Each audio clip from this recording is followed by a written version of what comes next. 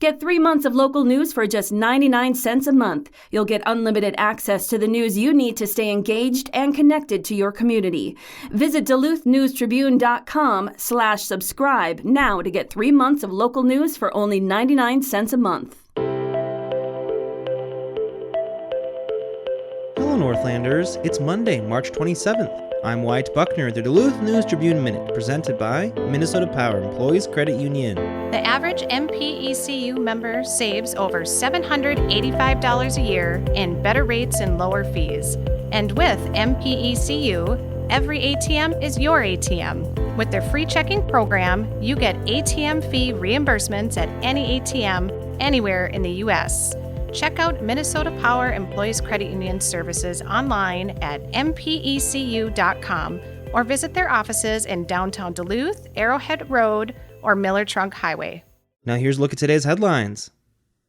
The Duluth City Council will decide tonight whether to provide $31,500 of opioid settlement funds the city will receive to support a safe storage program with homeless people's property to be securely housed in relatively small, labeled plastic tubs under video surveillance at the Damiano Center. A resolution heading to the council notes that many of the people who will use the program likely have, quote, co-occurring substance use disorder or mental health conditions, end quote. The proposed funding should be sufficient to support the program for 6 years. Executive Director Seth Currier said the Damiano Center already has sufficient space to accommodate the program, but will need to build out shelving and a setup to secure the personal property. The idea is not unique. Currier said the local plan was drawn from a similar Minneapolis program. Currier doesn't expect people to embrace the program overnight, as it will take time for people to trust others with their most important possessions.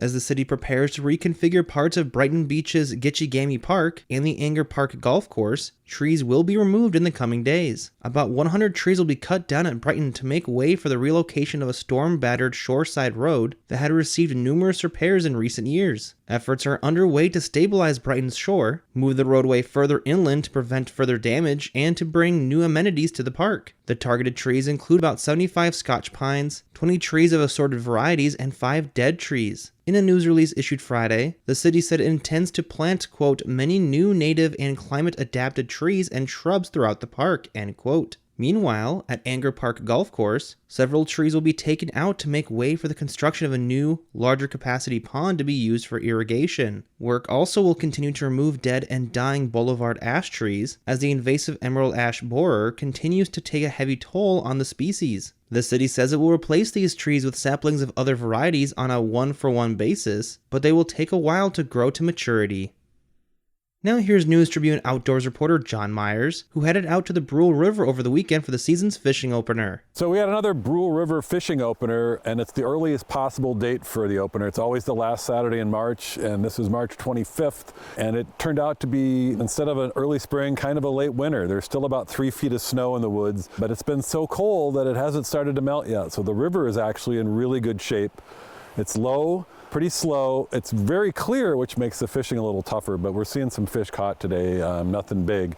And it seems like everybody's agreed that the conditions are a little bit better than they thought it was. It's really tough to try to blaze a trail through the woods. Some guys are on snowshoes, some guys are post-holing it, but there's just enough crust where if you can follow the deer trails, it's not bad walking. And again, it's the lack of runoff has kept the water clear in the river in a fairly mellow thing. If this all gets warm, if it gets 50 or 60 degrees fast and all this snow goes at once, it's going to be a mess and pretty much unfishable. But until then, it's been pretty good.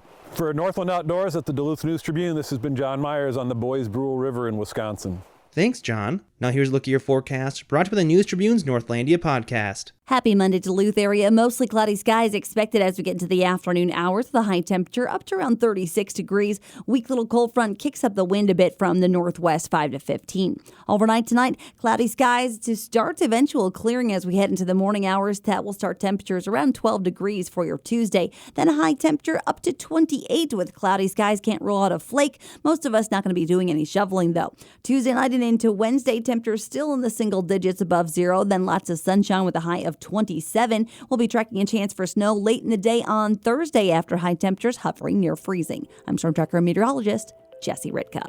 Thank you to the Northlandia podcast for their support. The weekly podcast explores curious and unique stories here in the Northland. Each episode celebrates the region's distinctive people, places, and history. In the latest episode of Northlandia, reporter Jimmy Lovren shows how a few feet of Wisconsin ended up on the Minnesota side of the St. Louis River. You can find that episode at duluthnewstribune.news or wherever you also get this podcast.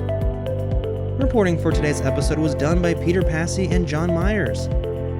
Thank you for listening to the Duluth News Tribune Minute. Have a great day, and we'll see you back here tomorrow.